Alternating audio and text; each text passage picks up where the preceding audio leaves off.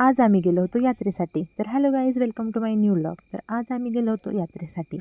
आंबेगाव तालुक्यातील सर्वात मोठी यात्रा मानली जाते श्री थापलिंग यात्रा. यात्रेसाठी खूप लांबून लांबून लोक येतात. मंदिराचा जीर्णोद्धार चालू आहे. जागरण, गोंधळ तरी भंडाराचा कार्यक्रम मंदिराबाहेर चालू होता. लहानपणी तर ही यात्रा फिरण्याची वेगळीच मज्जा होती. थोडीशी पेटपूजा केली आणि काहीही घ्यायचं नव्हतं तरीही असं बोंबलत फिरण्याची वेगळीच मज्जा आहे. शाबाश बेटा, बहुत बढ़िया.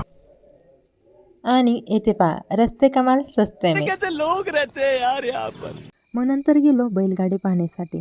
मी यात्रेचा पूर्ण व्हिडिओ यूट्यूब चॅनलवर टाकणार आहे, तर तिथे जाऊन नक्की पहा.